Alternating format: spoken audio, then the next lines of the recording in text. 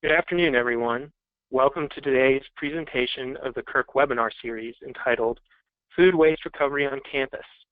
My name is Larry Cook. I'm the Recycling Coordinator at University of South Carolina, as well as Chair of the CURC Board of Directors. I'll be your moderator today. For those of you not familiar with CURC, the College and University Recycling Coalition is a member-based organization that works to grow collegiate recycling and waste reduction efforts by fostering technical information exchange and networking opportunities between the staff and student leaders implementing programs. Today's program is part of our free CURC webinar series, which is designed to highlight innovative campus programs and provide trends and perspectives on a broad range of operational, educational, and other topics related to collegiate recycling and sustainable materials management. This is the fifth of 6 webinar programs generally held every other month on the first Thursday from 1 p.m. to 2:30 p.m. Eastern Time. We'll have more information about upcoming programs at the end of the webinar. Before we get started, I want to thank our sponsor, Clean River, for making today's webinar possible. I also want to acknowledge Keep America Beautiful and ASHE, the Association for the Advancement of Sustainability in Higher Education, for the planning and promotional support for the overall 2016 series. We have a few housekeeping notes to go over. If you have problems with your audio or video during the webinar, you can reach a live technician by calling GoToWebinar's customer support line at 800-263-6317. To avoid background noise, we've placed all but our panelists' lines on mute. We encourage you to submit questions at any time, however, by using the dashboard on the right side of your screen. Simply click the plus symbol where it says questions to type us a note, and we will read these out loud when we get to the end of the presentations. One final note, we will be placing the slides and a recording of the webinar on the CURC website within the next day so that you can review the session or share it with colleagues. Okay, let's get started. Today's program is focused on food recovery programs, with colleges and universities adopting sustainability efforts to address the environmental and social impacts of their operations. Food waste is increasingly becoming a priority. Composting programs to divert food scraps from dining facilities have been in place for decades at some schools, but there is a growing recognition that campus efforts need to also address collection from other areas of campus, and more importantly, also look to reduce the amount of food being wasted in the first place. We have 4 presentations today. We'll start with Mark Baldwin from the US EPA, who will give us a brief update about the Food Recovery Challenge. Next, we'll hear from Anya Dale, who will share an overview of the full range of initiatives that the University of Michigan is doing to recover and minimize food waste. Our third presentation will be co-presented by Ayaka Imoto, Darby Hoover from the Natural Resources Defense Council, discussing their new Save the Food campaign. We'll close the program with Thornell Cheeks from the EPA's Region 4 office. Thornell will introduce a new food recovery toolkit for colleges and universities. We'll start off with Mark Baldwin. Mark helps lead EPA's Sustainable Management of Food program and has spent 10 years with EPA. Mark has an undergraduate degree from the University of Maryland and a graduate degree from the Johns Hopkins University in Environmental Science and Policy. Go ahead, Mark. Thank you, and thanks to CURC for holding this really important webinar. Just start by saying, in the environmental movement, I think college and university campuses have been on the forefront. We talk about traditional recycling. It really found a home in colleges and university, and that's the kind of thing that EPA is looking to do when it comes to food stewardship and food recovery, is to grow the innovations, to show that there is a practical way to do this. There's environmental and economic benefits to doing so. So with that, just quickly go into kind of some of our work. EPA is not new to this field. We have been doing organic recovery and organic reduction over the past 3 decades. That has morphed towards a more focused approach on food. Currently in the United States, about 70 billion pounds of our food goes for disposal. That's the landfills and incineration. It's 21% of the waste stream, the missile waste stream, and it is the largest single source. when we talk about sustainable management of food, one of the big tools that we have used and has had found success and people have indoctrinated into policies and approaches is the food recovery hierarchy. And one of the things that was said in the introduction of this webinar was the need to start thinking about prevention strategies. The food recovery hierarchy, as you see, is the inverted pyramid, but starting with source reduction, feeding hungry people, feeding animals, industrial uses, composting, and then landfill or incineration or landfills. And that's a basic rubric that we like to approach this issue of food loss and waste. As you also said, the Food Recovery Challenge. The Food Recovery Challenge started in 2011 and has become a flagship of EPA's non-regulatory incentive programs to entice good actors in the private and public sector to take food stewards seriously, to track what they're doing, to demonstrate what they're doing, and be rewarded for their good efforts. And just for a quick stat, we have over 800 organizations, and they prevented around just about 700,000 tons of waste from landfills. 300,000 tons of that were donated. So quite a substantial impact from just 800 participants. And since the inception, we've prevented over 1 million tons of food waste. When talking about kind of the products and things that we're bringing to the marketplace, just want to note some of the new things that we brought. The Food Too Good to Waste tool. This is a tool that was developed with our West Coast regions, and the point of it is to start local public campaigns to give folks who are looking into that, organizations looking into that, tools, proven tools, to reach out to the general public to encourage food waste reductions. We've heard a lot of praise on that tool, and folks are looking to use it more and more. We've also had the rollout of the Food Stewards Pledge. Faith-based organizations, as we know in our society and our communities, play a big role in informing segments of the population in a different, more moral way. And we've been working with them to address this issue. They can serve as an education hub, but also as a donation hub for food sources. And so we've had great success with that as well. This next slide talks about a recent endeavor and one of the big focuses that we have in the federal government. This is the U.S. Food Loss and Waste Challenge, goal. The goal that came out of the United Nations Sustainable Development Goal to reduce food loss and waste by half by the year 2030. We have taken that, and EPA and USDA have taken leadership roles for the federal government to take this ambitious goal on. So it is our sincere hope, it is an ambitious hope, but our sincere hope to start down a pathway to reduce our food loss and waste by that 50% by the year 2030. So what does that look like? On a per capita basis, right now we generate about 218 pounds per person. We want to get that down to 109 pounds. That's still a substantial amount of waste per person. And like I said, this is a huge issue that will take all parties, and it's great to be talking to leaders such as yourself.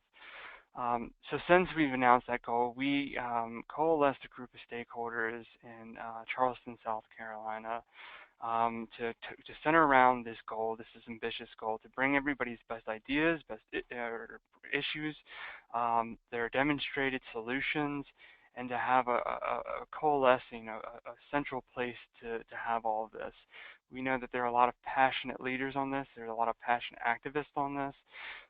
And one of the best approaches to taking on such a giant issue is to have a uniform pathway, that we all kind of speak the same issues, that we know the common barriers, and that we know some of the demonstrated solutions to this. So the call to action is EPA's first step to trying to inform the stakeholder community, the activist community, and the general public about the issue of food waste, the solutions out there, and what is available. And in there, we identify some key issues such as public awareness, improving the data around food waste, forging new partnerships and expanding existing ones, date labeling and food safety issues, building food loss and waste infrastructure, and then seeking prevention strategies and using some of the priorities set out in the food waste hierarchy. And then taking action is this past year, and there's a lot of things, and I'm glad NRDC is on the line, the universities as well to talk about their practical work, and the Save the Food campaign, which has been just tremendous. It's a great example of organizations using their comparative advantages to take on different issues of this. And so we've been very excited and bolstered by the amount of attention this has gotten. Administrator McCarthy has taken a personal interest in this issue, not just because of the environmental benefits, but also because of the human benefits of this. We still live in a country of 42 million people who are food insecure. That's unacceptable when we're sending 70 billion pounds. It's unacceptable, period. It's unacceptable. It's a moral crisis when 70 billion pounds of potentially wholesome food goes to landfills. So with that, I'll stop there, and I do have to leave a little bit early. I have two small kids, and one of them has to go to the doctor, but I do think, again, the organizers of this and everybody listening in on taking this issue seriously and taking action. Great, thank you, Mark. That's some good information, and we will have the links that you included in your presentation on the CURC website following the webinar. I do want to move on to a polling question for the group, but as that comes up on the screen, I want to remind everyone that you can send questions in for any of our presenters by clicking on the plus sign next to the word question on the GoToWebinar dashboard. So the first polling question for the webinar today is, what food recovery initiatives does your institution have? Select all that apply, so donate unserved food portion, back of the house scraps from the kitchen, front of the house at dine-in facilities, collect from academic housing, etc., collect from events or game day operations. If you'll take a couple of minutes a couple seconds to answer that poll question, we'll have the results here in a minute. And while we're waiting for those results, Mark, one quick question. Is there any more detailed information that 70 billion pounds of food waste per year, are there, and you divided it up per capita, but are there any kind of low-hanging fruit targets that you see maybe especially are available to college and university programs? Hey Larry, it looks like Mark already had to hop off, so you can't answer your question, I'm sorry. Sorry, it looks like Mark has already had to hop off the line, so we'll just see how we did on that poll. What food recovery initiatives? Looks like there's a mix of things. So highest percentages donate some of the unserved food, have back of the house programs, and then smaller numbers of front of the house, academic and housing facilities, and events and game day.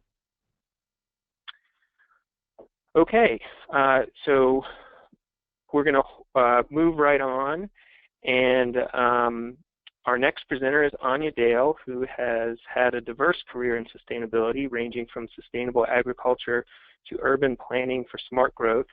She has been with the University of Michigan's Office of Campus Sustainability as a sustainability representative for over 5 years, and is currently managing a presidential initiative to expand food waste composting across campus by focusing on zero waste events and engaging departments committed to sustainability. Go ahead, Anya.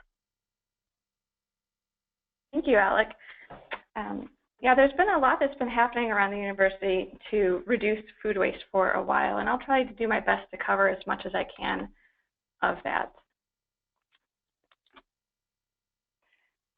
So we in 2011 had set some sustainability goals, one of which was to reduce the waste that we send to landfills by 40%. That's based on our 2006 levels, and we're trying to reach that goal by 2025. And you can see on this chart here how we've been doing. The blue line down the middle shows where we would ideally be if we were to reach that goal.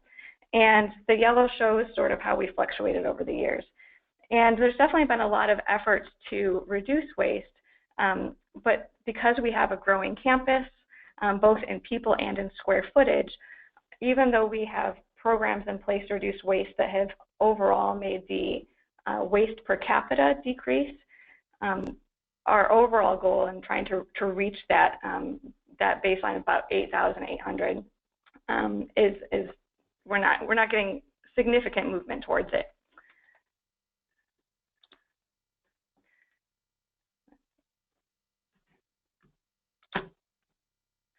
So we did a look at all the different things that we can do to try to get down to that baseline to meet the goal. So one of the first things we were looking at is what we need to do to get down to that baseline.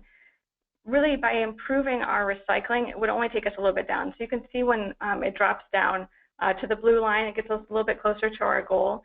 Right now, we already have about a 35% recycling rate, which is pretty good.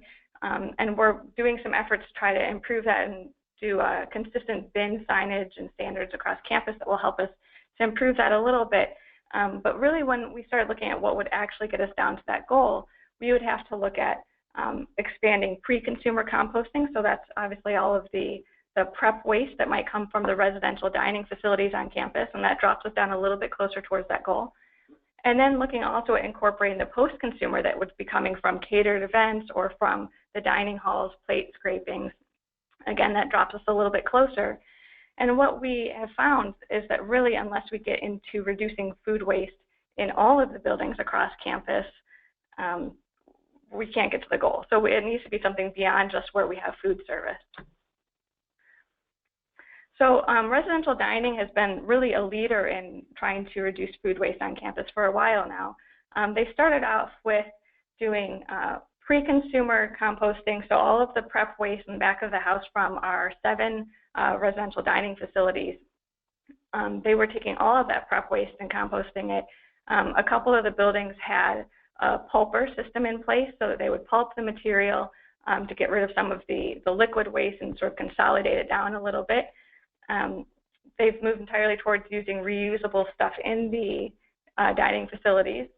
And within the past couple of years, they've moved towards also collecting post-consumer. So there's been an effort to move everything towards being trayless. So what would happen is the students bring their reusable plates back onto a conveyor belt, and it goes into the back and behind the house. The staff would scrape it into these containers, as you can see in the picture, and then it gets all collected and taken to an off-site facility. There's been a lot of things also done by residential dining to reduce waste on the front end. Some of that is starting to do smaller portions, doing some plated dining. They do a lot around letting people sample things before they sort of commit to an entire plate of something. Especially the meats are being portioned out in smaller sizes, which is also sort of coordinated with our M Healthy, or sort of an initiative on campus to have healthier portions in general, so that gets the double benefit. And they've also been doing a lot towards looking at how they can repurpose some of the food into the next meal and sort of share things between dining facilities. We also are really lucky to have a group on campus, the Food Recovery Network. So this is volunteer-led. We've had it for a couple of years now, and it's volunteer students come around and they collect the things that are left over, still have not been cooked or prepped or anything, and they will take that to a local food bank, and that gets distributed around our county. So that's been really successful in reducing food waste as well within dining. Also in those, in our residential halls, outside of the dining rooms, we've been trying to expand composting into some of the rooms. So we've been piloting this in one building, but one of the residential halls has a sort of a reputation for being really interactive and sort of sustainability minded. And so we had a group of student eco ambassadors last year. They rolled out composting in the actual hall rooms in the suites where the students live. And so you can see a picture there of the bucket that was handed out, and people were given training and told what can go in there. And then they would take that and empty it into a common area where it was all sort of weighed, and people looked at it to see how much contamination was in there. versus not, and sort of troubleshoot through some of the issues. And through increased education, they really found that it was pretty successful. There was not a huge contamination problem, and the things that they did find, they've been developing plans for how to communicate a little bit better on the front end and work with people on that. And since it was pretty positive overall and got some good responses from the staff and from the facilities, they are looking at expanding that a little bit further in that own building, and then also looking at trying to do it in some other buildings as well. So that does a lot, not just for reducing waste, but doing some sort of culture building on campus around being aware of your food waste and the impact of that. So I talked a little bit about what we've been doing in the dining facilities and also in the res halls. We, about 2 years ago, did a 2-building waste audit, and these were both non-food service buildings. They were sort of mixed classroom and administrative buildings. And we really did this waste audit to get a handle on sort of the composition of the waste, obviously, and also looking at the impact of packaging waste and see if it was as big of a concern as we heard it might be. And so one of the buildings had really great signage around recycling, and one of them really didn't have much signage at all. And we were not surprised to find that the contamination rate in the building that didn't have very good signage was higher, and overall the recycling rate was improved in a building that had good signage about what can go into that recycling. So that wasn't surprising. But what stood out was that we also found that 37% of the trash was stuff that was suitable for compost. And that really stuck out to us because we don't have any food service in that building. So that's really stuff that's coming from catered staff events, people bringing lunches in, and that type of thing. So it sort of hit home that if we want to get to our waste reduction goal, we really do need to look beyond sort of the obvious food service locations and bring composting across all of the campus. So soon after that, about 1.5 years ago, we had a new university president come on board, and he looked at our waste, all of our sustainability goals, and specifically called out our waste reduction goal and our goal of trying to build a culture of sustainability on campus as 2 things that he wanted to improve our sort of movement towards. So we pulled together these waste reduction committees and also a committee that looked at building a culture of sustainability on campus. And totally separate from each other, both of these groups came up with a lot of the same recommendations. One was to implement sort of uniform, consistent recycling and waste bin signage, but the other one was to institutionalize composting across campus. And from one side, they were looking at how to do that just strictly for waste reduction, but also the culture team realized that this was a huge way of sort of educating people about what waste reduction is on campus and how they can get involved. And they specifically called out looking at zero waste events, trying to target dedicated departments, and really expanding it beyond just the dining facilities. There's a couple of other things that I can briefly mention that he started moving towards, which is looking at a waste stream audit of our health system. So our health system has about 50% of our waste on campus, and we're not exactly sure what that comprises of. So we're embarking right now on an audit of the health system to see what we can target there. And there's also a commitment, again, under culture, is to make our football enterprise zero waste. So I'll get a little bit more into that later. Oh, well, over here. So for the football, really there's only a handful of games a year. So the overall impact towards reducing our waste is not as significant as some of the other things that we could target, but it is a very visible thing that people pay attention to. And it's something that a lot of people sort of bring up if you're talking about making a statement of your commitment university-wide. So, the idea is to make our football zero waste, all of these games. This year, they've been working a lot with their food vendors, trying to switch entirely to things that are compostable packaging or recyclable, and they're getting close. There's a couple of tricky points that they're trying to work through. And actually, this upcoming Monday, we're doing a waste sort of everything collected from the most recent game to see sort of what are those contaminants, and part of it's what are things people are bringing in from outside of the stadium altogether that we don't have as much control over.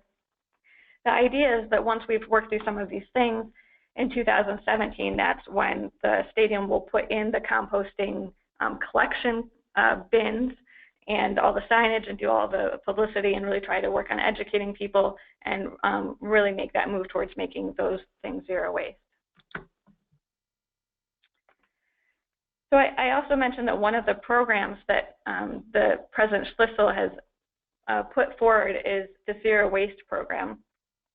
So this is a program that is really looking at trying to expand composting across campus, trying to make a lot of resources available to people to do composting at different levels.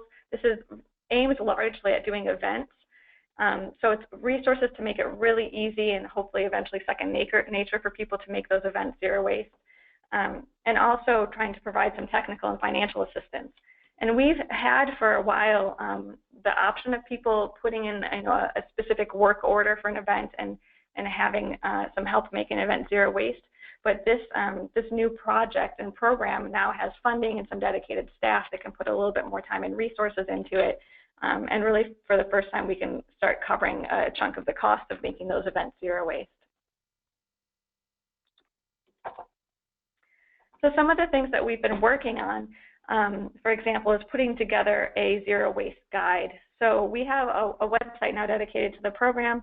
On that is a guide that has instructions on how they could put in a work order for getting a compost cart delivered to the nearest dock, as well as the collection boxes and the compostable bag liners that they would need to collect the actual compost in the room of the event. There's tips on how you can work with vendors and caterers, what you need to communicate with them to reduce the waste coming in from that food order in the first place. There's also some information there on event checklists, so planning for the event and also the day of the event, the checklist for how to do that. We have also on the website, we have information on people doing trainings for the event planners. So it's about a 10 or 15-minute video that walks people through what steps they need to consider when they're actually looking forward to planning events. We also have a separate, shorter presentation that we've put together, a video that will help people to be prepared for being that volunteer that is that's maybe standing at the waste station and helping people know where to sort things at the event. We have things like talking points, a lot of promotional material, and as we're starting to roll this out with different people, we're also giving people an opportunity to tell us what else they need. We're continuing building those resources to make it easier and easier for people to find what they need. So all of that stuff is on the website. We provide as much as we can, sort of a one-stop shop for planning these events. And the way we've been rolling out this program, the first phase was to look at the university unions and our internal catering department. So when I say unions, we actually have 4 buildings on campus that host the bulk of the events that people do. And we've been working with them to make sure that if someone requested a zero waste event, they would know exactly how to respond to that and have all of the sort of back of the house compost facilities or operational stuff ready for them, and also the front end stuff, help them walk through the food order, any signage they want, the customer service aspect, what would their guests maybe see if they're trying to do the event. And then Caterings, our internal catering department, they do a lot of the events. And we did a lot of work with them to make sure, again, that they can respond if somebody requested a zero waste event. And they've actually moved now towards being entirely sort of zero waste. So people really have the option of 2 things. They could have sort of a high-end event that is that has all reusable things, and maybe the plates get scraped in the back of the house and food is composted that way. Or if it's a more casual event, people could have the compostable plates and cups and silverware and that type of thing. And the compostable version of those comes just as a matter of course now. It used to be that you would have to request it and maybe pay a little bit extra.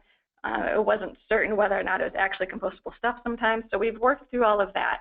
So now it's a pretty much a given thing that if you work with our internal catering folks, they can make it zero waste.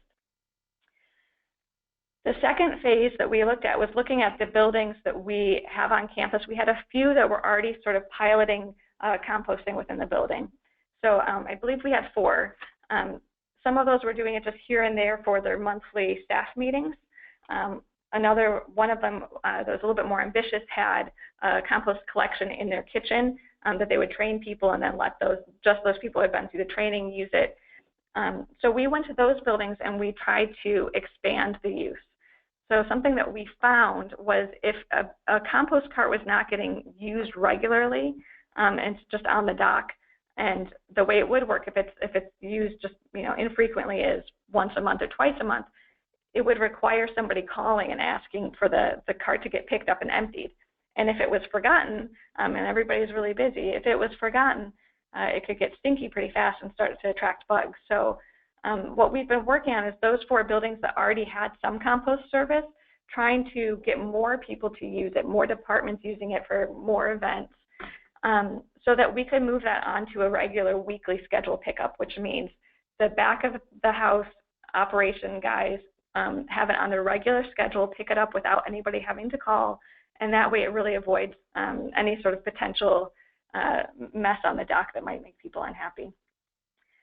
And then the phase 3, which we've been working on just since September, so is looking at adding new buildings on. So we have a sustainable workplace program that helps walk people through different sustainability actions they can take within their office, and that's reducing energy use, reducing waste, looking at their procurement practices. And so what we did is we targeted those buildings that have a lot of sustainable workplaces in them. This gives us the idea that in that building, there's a concentration of people who are interested in sustainability, willing to put in a little bit extra effort to making it happen. So we picked about 6 buildings that have a concentration of these sustainable workplaces, and we have been actively reaching out to them, doing a lot of presentations and trainings, letting them know about the program and the service, and trying to get a lot of them to commit to making all of their events zero waste. So far of those 6, there's 3 that we just signed up and got fully on board to having this regular compost service once a week, and they're going to be using it enough, and we're working on the other 3 still. We're also targeting sort of key stakeholders, so we have a lot of ongoing groups that meet, like a lot of the facilities and operations folks, because they're going to be the people who are really engaged with this as it rolls out into different buildings. We want them to see what it's like. So they maybe have regular monthly meetings. Sometimes those have 70 or 80 people in them. We've targeted meetings like that to make sure that those are always zero waste. So they get used to it. They see what it's like. So when it comes to their building, it's not such a scary thing to sort of take on a new idea.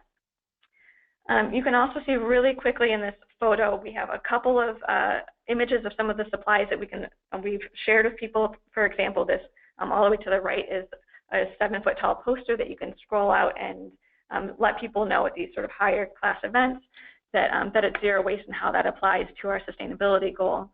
So you can see that was over at something in our union. That was the presidential leadership breakfast. So we loan out stuff like that to help people advertise their efforts to make it zero waste. So we've been targeting reoccurring events.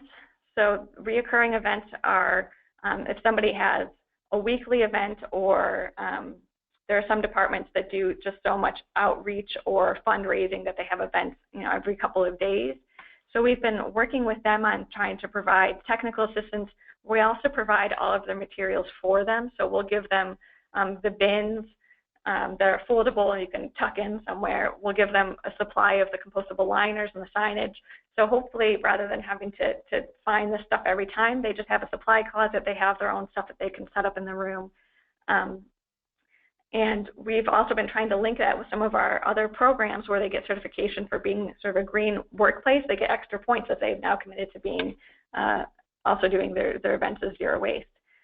There's a lot of things on campus that are one-time events. So that's just maybe once a year. There's a big celebration. Sometimes it's hundreds or even sometimes thousands of people.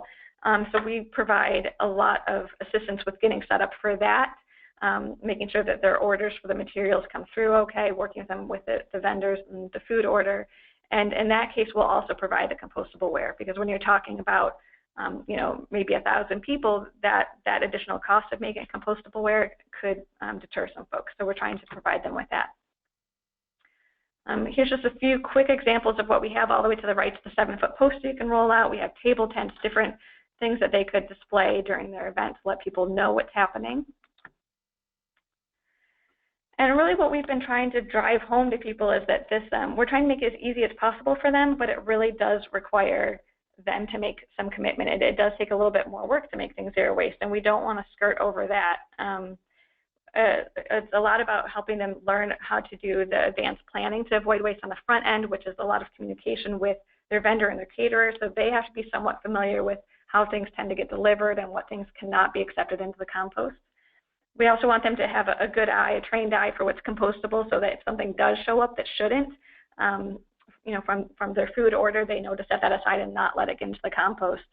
And then most importantly really is trying to get volunteers on site. So that always seems to be the tricky thing, is getting people who are willing to stand at a waste station through an event, and people who are trained and know what goes where.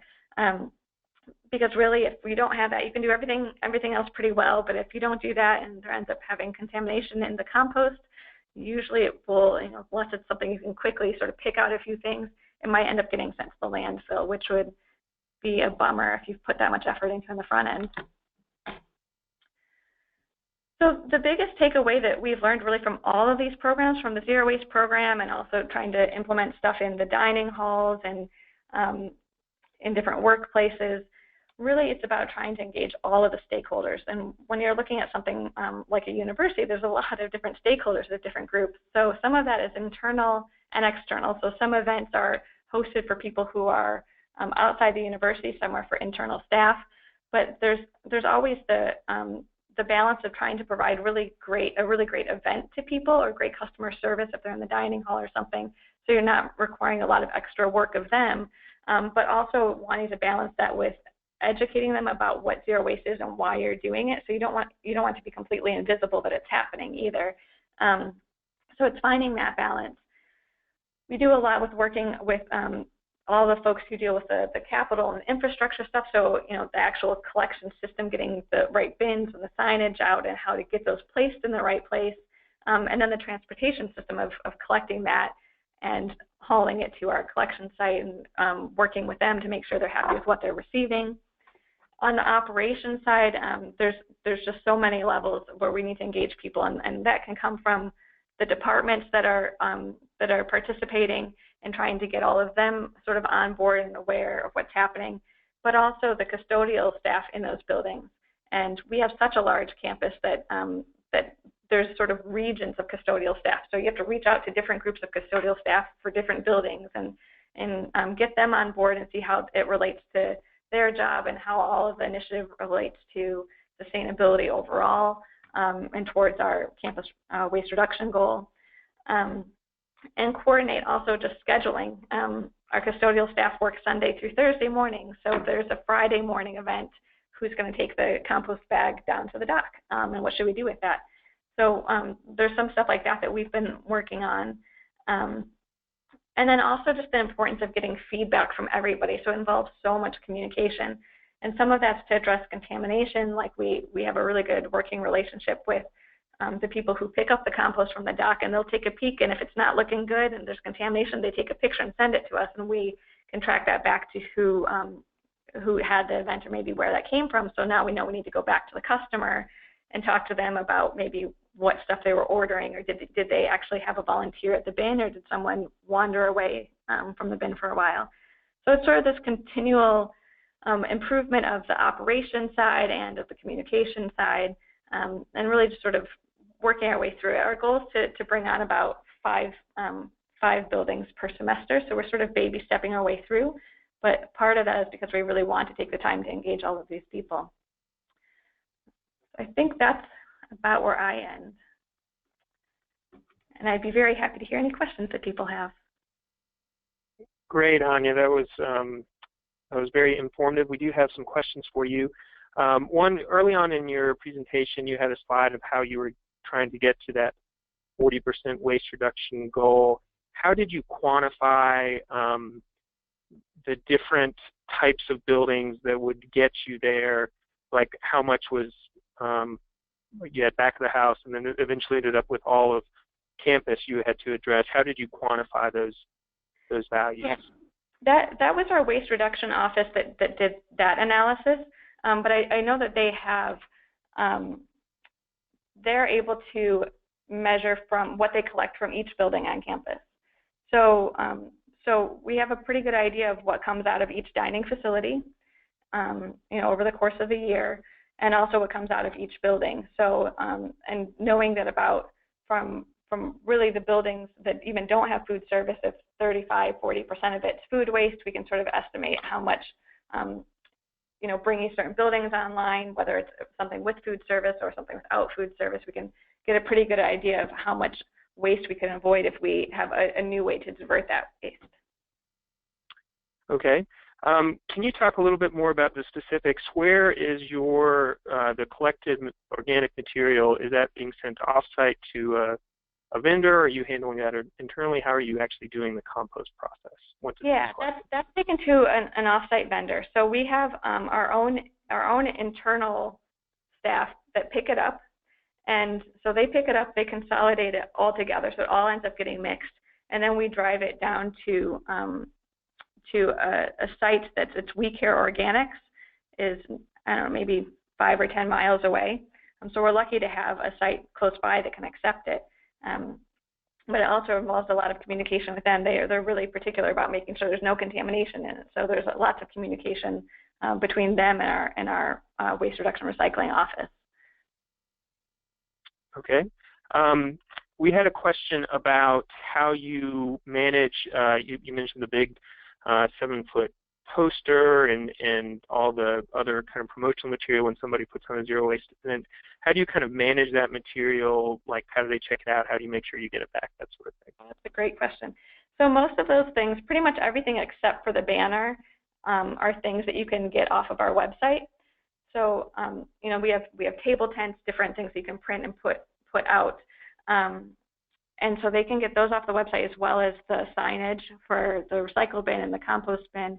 The people who are doing regular things, we are, if they have a weekly event or something, we're just going to take them their supplies for like sort of a first time sort of drop off of the liners and maybe laminated signage and stuff like that, so they have their own supply and we stock them with it.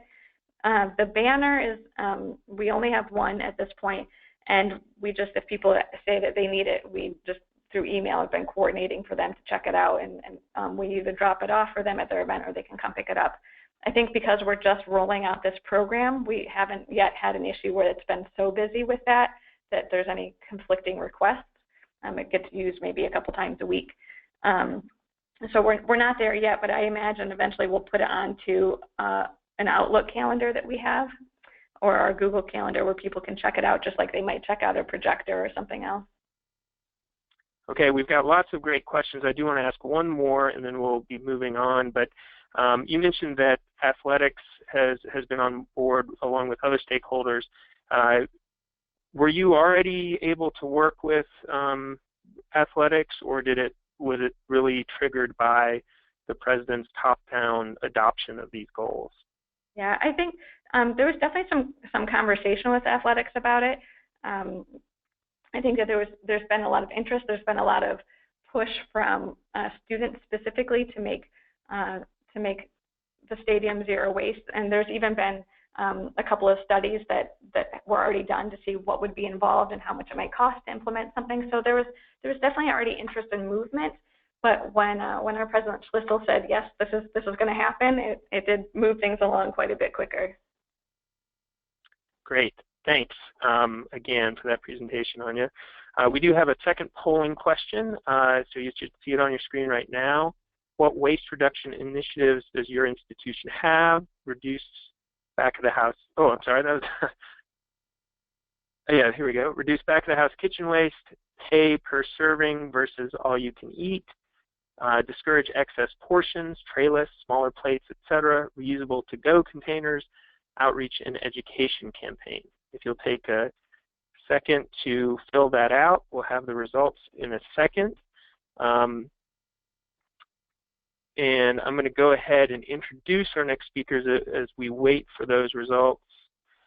Next up, we have Darby Hoover and Ayaka Imoto. Darby is a senior resource specialist with NRDC's Food and Agriculture program. She specializes in issues related to food waste, reduction, composting, anaerobic digestion, solid waste management, recycling, paper industry reform, and sustainable packaging. Darby received her bachelor's degree from Stanford University and her master's in energy and resources from UC Berkeley.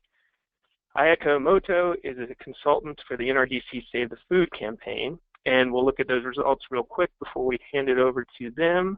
So it looks like the most, or the majority of, or the highest result is for the discouraging excess portions, some with back of the house kitchen, some with outreach and education, and smaller participation in reusable to-go containers and pay per serving instead of all you can eat.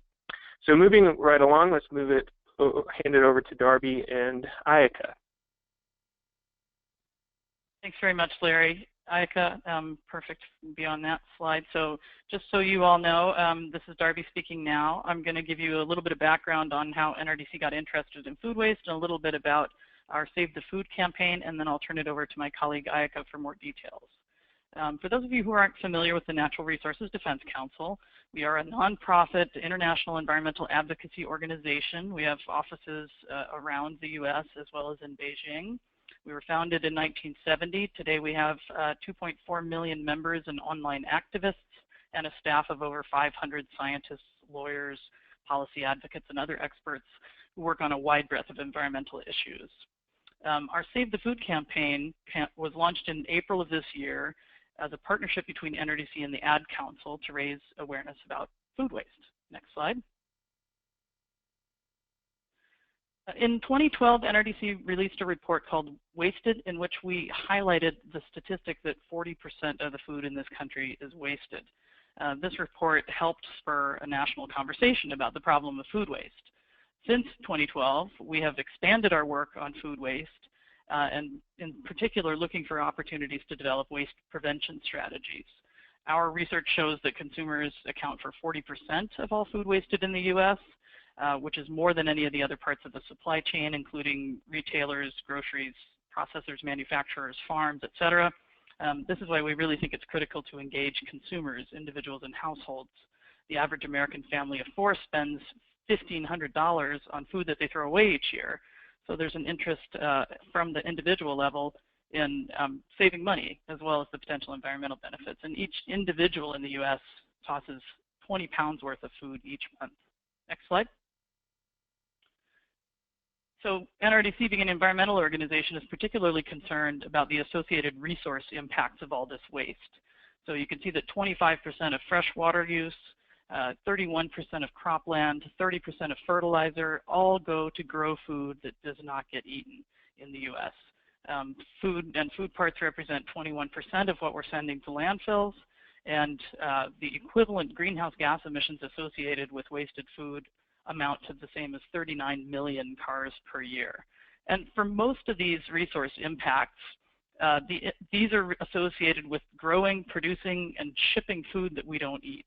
So the disposal impacts are significant, but the more significant impacts are those upstream impacts. Next slide.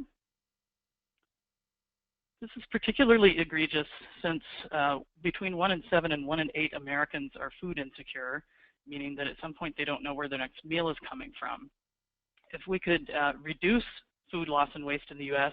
by 30%, that would be enough to feed all food insecure Americans their total diet. All of which I think is why we see an increased imperative to deal with this issue, both for the sake of increased efficiency in the food system and saving money, but also because this is one of the strategies we can really be looking at to help mitigate problems associated with hunger. And this is all why we feel very excited about the federal government announcing the national goal to decrease food waste by 50% by 2030. And as part of that, NRDC and others are, of course, looking for ways that we can play a part in raising awareness and developing strategies to reduce food waste. Next slide. So even though more people are talking about food waste, overall it's still a little known and little understood issue. So for example, Johns Hopkins recently reported that 70% of Americans think that they waste less food than the average American. So that's clearly mathematically impossible, and it illustrates that we as consumers really have blind spots when it comes to how much food that we're wasting. And consumers will often spend a lot of effort trying to save money in shopping by driving to different stores to get better prices on products, by using coupons and other kinds of things, but they're not often aware of how much money they're wasting through wasting food. So if folks aren't really aware of the problem and don't really understand that they contribute to it, the question for us starting out in developing a campaign was, how can we change this reality? Next slide. Food waste is a unique challenge. When we got involved with the Ad Council, and we'll talk a little bit more about who they are in just a minute, we realized that there were some motivations behind wasting food that are really different from motivations for other kinds of behaviors that we might want to correct. So when we started looking at why people waste food, we found that really this is tangled up in good intentions. So you want to provide for your family, you want to make sure there are healthy options available, you want to have a party and make sure there's abundance and everybody has enough to eat. So our aspirations are really about being good caretakers, good providers, generous hosts, healthy eaters, adventurous eaters, all of which are positive motivations, but all of which can lead to wasting food. Next slide. So what we really wanted to do was, at the core, have the campaign really inform and inspire and have a positive message so that everybody could get on board and disrupt habits, but not necessarily intentions. So we want to acknowledge but redirect the good intentions that underlie the wasting of food and create new habits that still acknowledge and preserve those good intentions. Next slide. So the campaign we developed, Save the Food, you can go to savethefood.com and look for the materials there. Of course, that phrase plays off of environmental phrases like save the whales, but we also wanted to really highlight that this is something where you can do good by saving your leftovers, by saving the food. We were really excited about the opportunity for this campaign to change public perceptions and behavior. The partnership with the Ad Council also includes working with Sapient Nitro, which is an internationally recognized agency which has done all the creative ads associated with this campaign. Next slide. So the Ad Council is essentially like the nonprofit arm of the ad industry.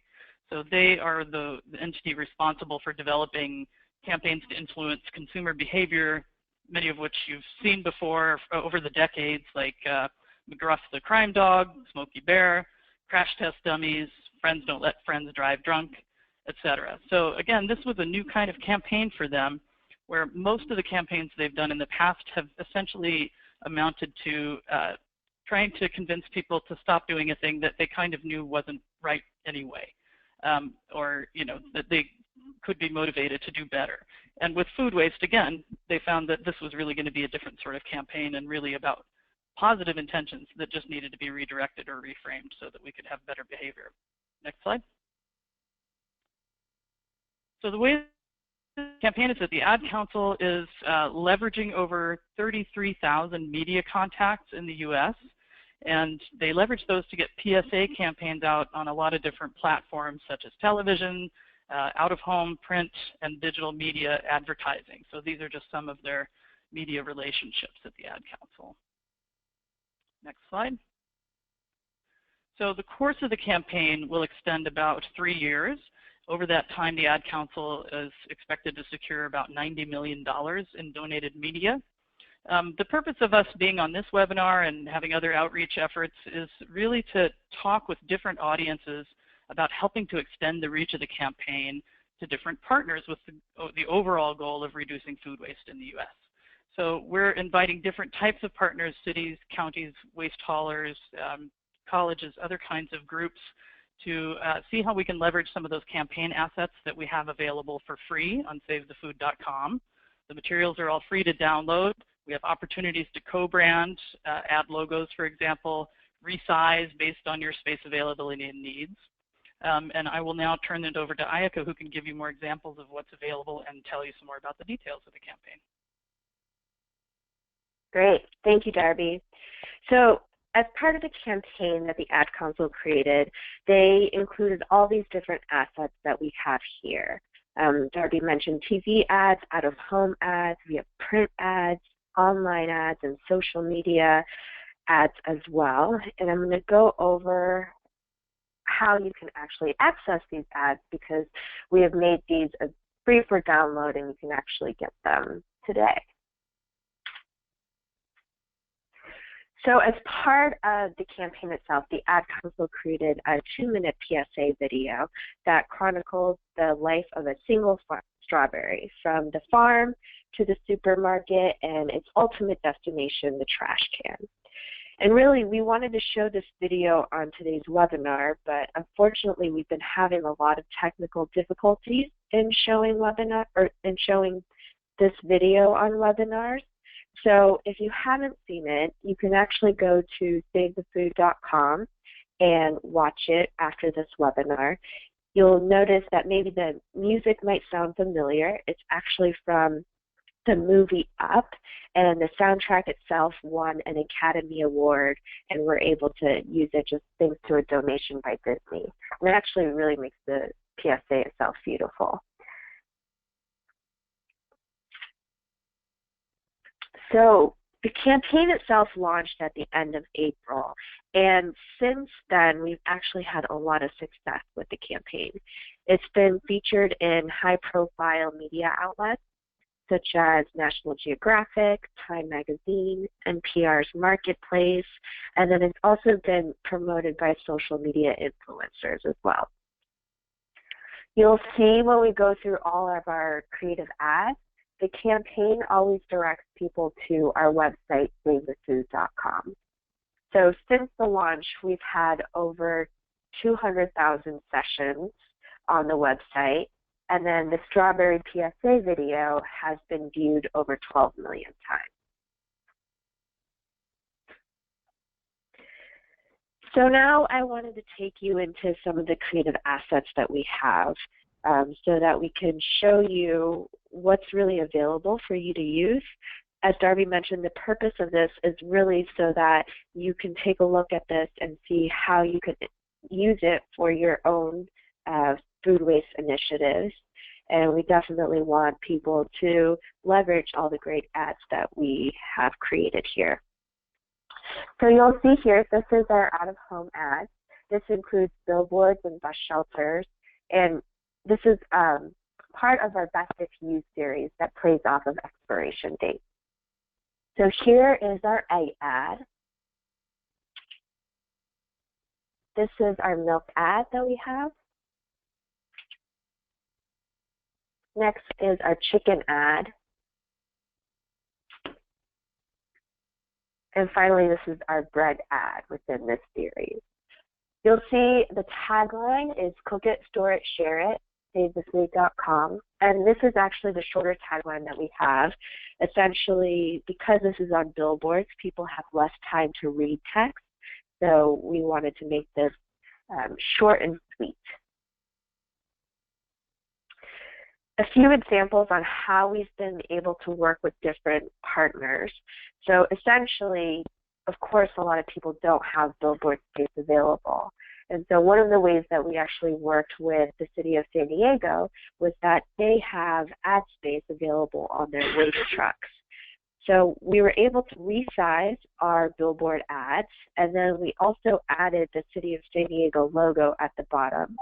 And from there on, we were able to send them the electronic files for the ads, and those ads are going to be running on San Diego waste trucks starting in January. Similarly, we did something with Burbank Recycle Center, which is the recycling arm for the city of Burbank, and they too had ad space on their waste trucks. And they also own some of the bus shelter ads throughout the city, so we were able to take our billboard ads, customize it by adding their logo, and then send them the electronic files so that they could place them throughout the city itself. You'll see here that we have our Best If Used series available for print media and also for posters as well.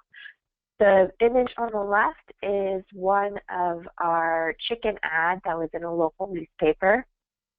And then just another example of how others have been able to use these ads, one going back to the city of San Diego, they actually framed the posters that we have and put it up in their zero waste kitchen or zero waste station within their cafeteria.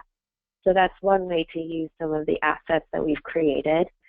Another way is that the Burbank Recycle Center actually took our poster and resized it to include as part of their utility and water bill package that goes to 54,000 residents. So right now we're showing different assets, but note that there's other creative ways that you could utilize these assets that have already been created.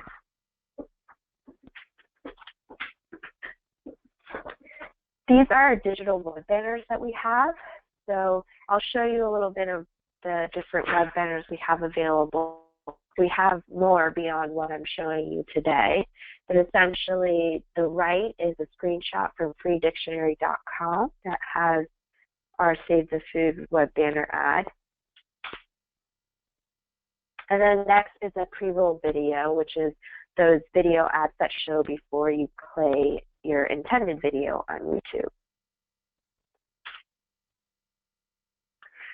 This is what we're calling our guerrilla tactics, but at the same time, we ask that you have permission before you post anything on dumpsters, trash cans, or waste trucks. These tactics, you'll see, have a fact, a food waste fact, and then it says savethefood.com. It's available as stickers and stencils. But then we've also created, taken the Best of You series and created stickers out of those to put on dumpsters, trash cans as well. So that's also available. And then next is another guerrilla tactic that we're calling wild posting. And it's really named after the company that the Ad Council works with. And what they do is they take these posters, they get permits to post near construction sites, and then actually do the posting themselves. But you'll see here we have different posters that are available within our online press kit that talk about food waste. So with that, just so you know, we're still in phase 1 of our campaign, and these are the assets that we have available currently. We just started brainstorming about phase 2, and that's going to include a few more creative assets that we're really looking forward to developing and really getting to the impact aspect of what we're trying to do here. Within the Ad Council's measurement plan, they're looking at 4 different areas. So one is exposure, and really that's calculating how much media value and media impressions they're getting.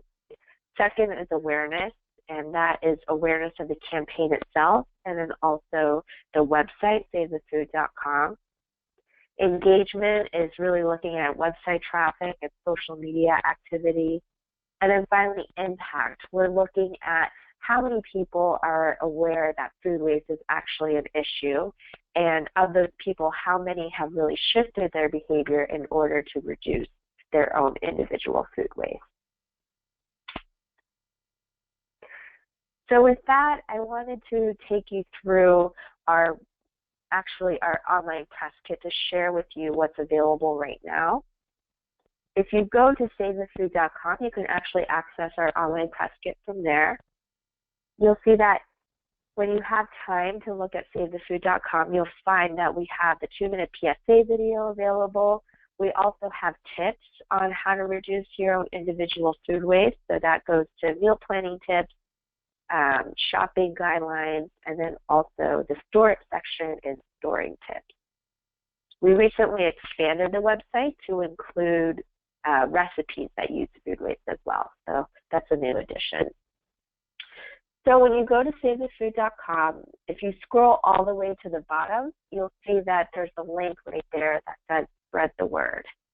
If you click on that, that actually takes you to our online press kit, which is a separate website. From there, if you scroll to the bottom, we have 4 different tabs, and this is where most of our campaign assets are that we just went through. The first tab is our campaign background. So you'll find that we have fact sheets about the campaign and then also quite frequently asked questions about food waste in general. The next tab is campaign assets, and that's where you'll be able to find the PSA video that you could either embed on your website or you could show on TV screens that you have available within offices. Another interesting way that people have been using these PSA videos is as an icebreaker.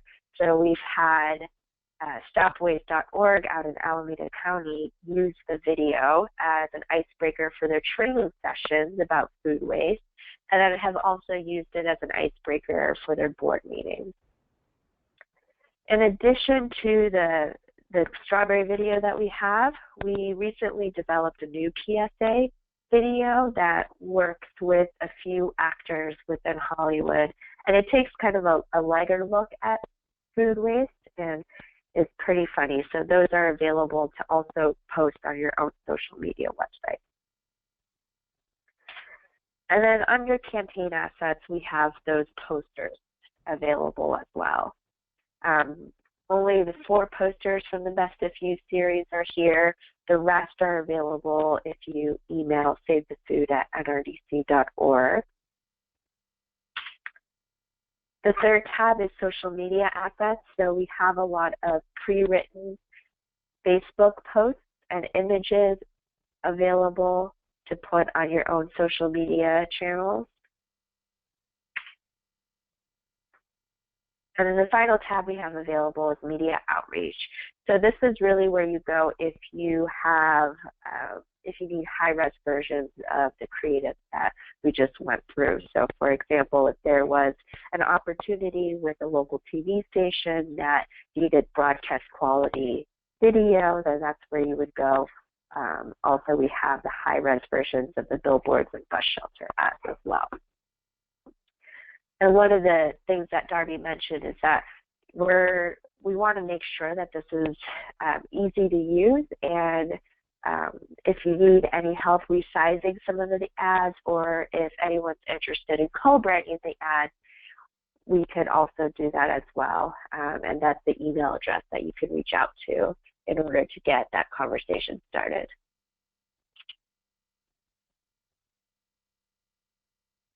So with that, I just wanted to leave it up for questions. We can take questions at the end as well.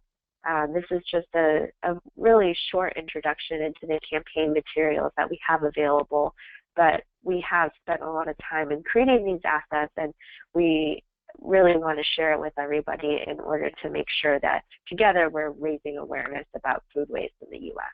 and doing something about it. Great. Thanks so much, Darby and Ayaka. Let's go ahead and move on to our final poll question, and we'll have a question for you all after while people are weighing in on this. So what is your #1 challenge, food recovery or reduction? Lack of support from facility managers, contractor, et cetera, lack of administration support, compost facility to accept food scraps, funding, collection logistics. And while you're taking time to answer that, Darby and Ayaka, we had a question about why you target just using food, and I would assume that's because of the food reuse hierarchy, but do you, is there any plan eventually to take it to another level, encouraging composting, or is this really kind of just trying to get people to use the food that they actually purchase, or reduce the amount they purchase so it doesn't go bad? I can jump in here. So this campaign, while a really big part of what NRDC is working on right now, is not the full substance of what we're doing regarding food waste, whether we're working with individuals and consumers or whether we're working with other entities in the supply chain. So we are working on a number of fronts to implement strategies across the spectrum of approaches of reducing and preventing food waste, assisting with increasing recovery of edible food to redirect to people in need, as well as composting and other forms of organics recycling. So we have a project, for example, right now where we're working with cities. We have a pilot project in Nashville, Tennessee, where we're looking at that kind of spectrum approach at the community level and at the city level. And we're hoping to do a number of other things related to that, especially working with cities. I'll let Ayaka talk about the potential future for this campaign. Yeah, so one of the ways that we're also trying to expand the campaign is by understanding right now the existing assets that we have, how applicable could it be for other audiences? And one of the reasons why we're really excited to talk with CURC is because we're trying to understand how can we roll out this campaign onto university campuses and college campuses, and then also within college sports teams as well. And at that point, we're definitely open to the discussion on what kind of assets we need in order to move the needle within that specific audience. And so it's definitely an evolving campaign, and with phase one, we've kind of launched this and have a set number of assets that are available as of now, but we are always open to getting feedback and understanding a little bit more on how best it could be used. Great. Let's see if we've got the answer to the poll question. So it looks like funding is the biggest challenge, and that's reflected in some of the questions today. Then no accessible facility, collection logistics, lack of administrative support, and lack of support from facility managers. It's a little bit across the board. Moving right along, next up we have Thornell Cheeks. Thornell has 30 years of federal environmental experience. Over the past 10 years, he has worked with the RCRD programs and Materials Management Branch voluntary programs through the Region 4 office in Atlanta. Among his many duties, Thornell is the senior regional contact for implementing EPA's Sustainable Food Management Initiative. And I'll just hand it over to Thornell. Well, good afternoon, everybody. Rather briefly, I want to introduce to you a project that Region 4 has been working on with the University of Louisville Center of Environmental Policy, and it's the Organics Recovery Toolkit for colleges and universities. I realize I have a few minutes, so I'll jump right into it and just give you a 50,000-foot overview of what the project is all about, and go from there. We realize here at EPA Region 4 that colleges and universities vary widely in terms of their size, their infrastructure, and their resources. When we did audits of some of these institutions, we found that there was quite a bit of organic waste in their waste streams, and we wanted to address that. And so what we decided to do, we thought it was a great opportunity to develop a toolkit that would help colleges and universities of various sizes and shapes and ethnicities to develop a sustainable organics management program by offering them information in terms of a toolkit. Now, the project summary, could you go to the next two slides, please? Just go through those. My prompter. Yes, next slide, please. There you go. Now, under the project summary, the toolkit, we worked with the Center of Environmental Management there at Louisville, and the project is it's an advisory document, and it will provide colleges and universities their technical guidance on policies, technical and economic feasibility, and implementation issues relevant to the development of a sustainable management program for organics. The guide will have visuals written in an introductory type level. All technical terms will be defined, and it will be formatted as an easily downloadable electronic document that will contain internal and external hyperlinks. We have the draft of that document already in place, and right now it's a compendium of 22 schools, mainly located here in the Southeast. in each participating school is profiled by the particular organics management method that they're utilizing to recover their organics. Could you go to the next slide, please? Now, the toolkit, as I mentioned already, is developed for large and small colleges and universities. I envisioned a document that any college, no matter what size it was, could utilize to either enhance something that they already have in place or develop something that is still conceptual in their minds. Next slide, please. Now, when we look at the toolkit itself, when you look under the hood there, we wanted to provide guidance in 6 specific areas, and these are the 6 areas that we wanted to target. We wanted to look at institutional partnerships and partners. We wanted to look at funding mechanisms. We wanted to look at the operational models. We wanted to look at student involvement in academic programming as well as community partnerships. And under each, under the institutional partners, you want to look at basically who is going to be responsible for making the decision of organics management there in your school. So the administration, your dining services, your facility management team, your faculty, your staff, etc. would be involved. Under funding mechanisms, you want to look at who and how things are going to be paid for. And under operational model, well, you want to look at how we're going to actually treat the organics, or what method of organics management are we going to employ. And then under student involvement, we want to explore, well, how does that look like and how do you manage the students? Under academic programming, we wanted to encourage organics sustainability type studies in the offerings of the academia. Some schools already have sustainability programs in place, others do not.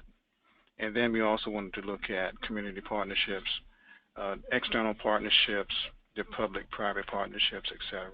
So we wanted to offer some information and some guidance in those particular areas. Next slide, please. Now, under these 6 areas that I just mentioned, there are 6 questions that drive each one of those particular areas. So I guess this would be the transmission of our Model T here. The 6 questions, the first question would be, what particular approaches to sustainable organics management are appropriate for colleges and universities?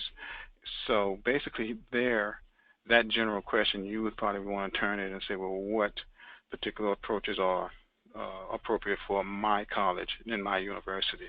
And the same would be true for the second question. What technical options are available to colleges and universities? What's available to my particular college or university, given the different metrics and the different circumstances and the different set of things I need to consider for my particular college? Thirdly, what are the space requirements needed to implement any of these approaches? Could you go to the next slide, please? Fourthly, we want to consider what level of capital investment is needed to implement any of these approaches. And the fifth question, are there state, county, local, municipal requirements involved in implementing these approaches? And the last question would be, what techniques can be applied to promote and organize student involvement, academic programming, and community partnerships? Next slide, please. Now, this is a busy slide, I know, forgive me. But basically, it's a screenshot of what's already in the toolkit. And basically, for each one of those areas that we decided that we were going to cover, these are an example of the questions that we actually go through. So for institutional partners, I know you can't see it, so I'll read it for you. Who should be involved in organics recovery decision making? The administration, dining services, external stakeholders, facility management, faculty, staff, office management, the residence life folk, student groups, and sustainability program on campus. The next major heading would be how should decision making and coordination occur? And then thirdly, how should staff and volunteer responsibilities be established? All of that is under institutional partners. Next consideration would be the operational model, or what type of organics method are we going to utilize? Is it going to be source reduction, front of the house type stuff? Are we going to feed hungry people through donations? Are we going to feed animals? Are we going to find industrial uses for it? Are we going to develop some type of fuel from it? Are we going to utilize composting?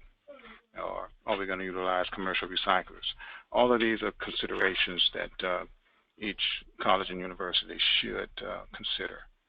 And under funding mechanisms, you would have what are your financial approaches, what type of labor are you going to utilize, what are the costs to be considered, and what savings should be considered. So these are some of the type of areas that the toolkit already provides questions to help guide you in your decision making. Could you go to the next slide, please? Now this screenshot here is a screenshot of an actual operational model. Not several, but one of the operational models is fully developed in the toolkit already, and that would be composting. And what we did is, this is the actual screenshot for in-vessel composting, but we developed we developed basically the operational models for windrow composting, anaerobic digestion, bin systems, black soldier, fly, and larvae composting, vermicomposting, and aeretic static piles. So those things are already developed in the toolkit and can be used as they are. But for each one of these methods, we look at the land and the space requirements. We look at the food feedstock types. We look at the capacity and restrictions. We look at notable colleges and universities that are actually utilizing it. We look at cost considerations for using that method. We look at the equipment needed. We look at benefits, challenges, common terminology, as well as educational resources. And for all of that, for some of those like notable colleges and universities, the contact information is provided for benefits and challenges and all these things. There's information and there are links there that you can click on to go to more information as needed. Could you go to the next slide, please? So the profile example for each operational method that we talk about in the toolkit, there's a college in our university that utilizes that method, and there's some general information about what they're doing and who to contact and how they got started, and et cetera, et cetera. And there's a contact information in there for them that you can actually contact them to get more information on exactly what they are doing. And my last slide is, next slide, please, sir. We're in the process of getting feedback on the toolkit as it exists now, because it is a living document, and I want to further develop it to include more than just composting as it contains currently. And I need to, I guess, get some feedback from the people that will actually be using it to find out, what do you think about it?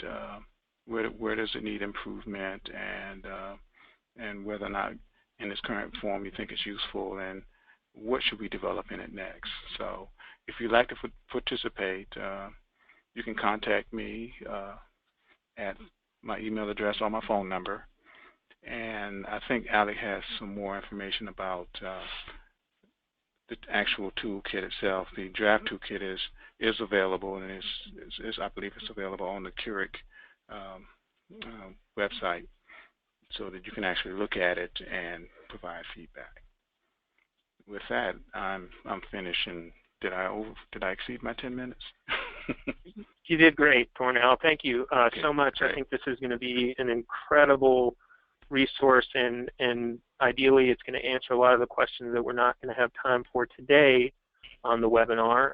But I do want to remind everybody that presentation slides and a link to the Save the Food videos and the this new EPA Food Recovery Toolkit and other documents referenced today are going to be available to view, or many of those are available to view now on the CURC website, and the recording will be available to stream from the website tomorrow.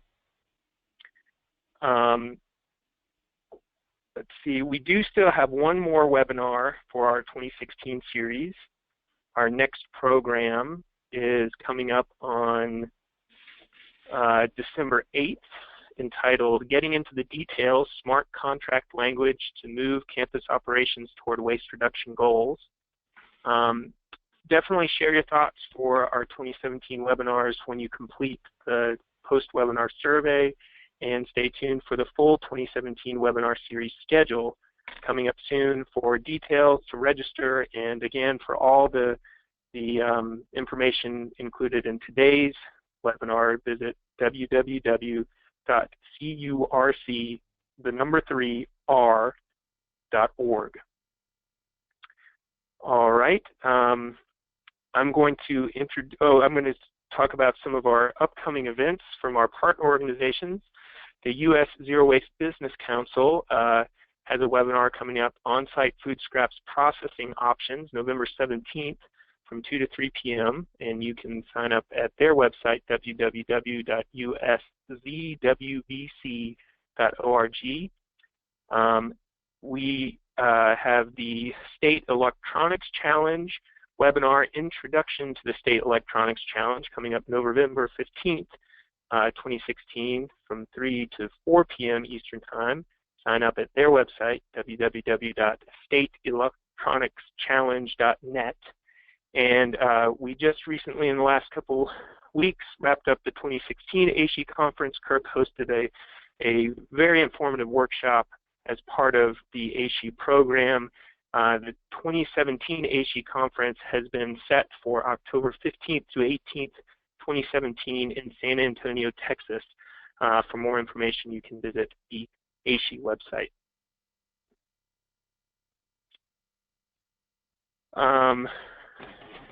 So I'm going to hand it over to Tyler Orton from Keep America Beautiful to talk a little bit about America Recycles Day.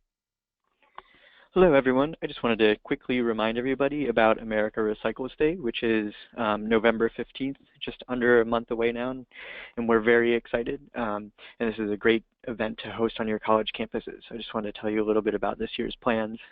This year's theme is Be Recycled, which kind of dovetails into our I Want to Be Recycled national ad campaign. Kind of similar to the Save the Food campaign, but for recycling. And really this is about living a recycled lifestyle. So recycling in sort of all areas of your life, at home, at work, on the go, and also participating in recycling, not just in recycling, but reducing, reusing recycling, and also buying items with recycled content.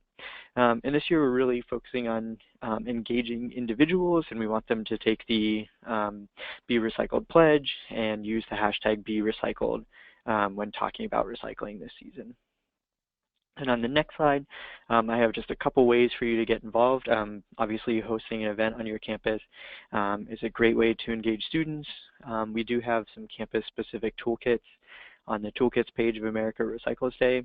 And we've got this amazing new pledge design that I encourage everybody to check out. And we have a feature there where you can select which campus the students are from, so you can hold a campus-specific pledge drive if you'd like, and we can sort of export that data for you. So it's a great way to engage students, and I hope you'll take advantage of it. Great, thank you, Tyler.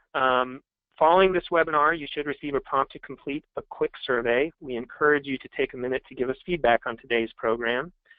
Again, we want to thank and recognize our partners, Keep America Beautiful, for the planning and logistical support, as well as the Association for the Advancement of Sustainability in Higher Education, otherwise known as ASHE, for their promotional support, and our sponsor for this webinar, Clean River.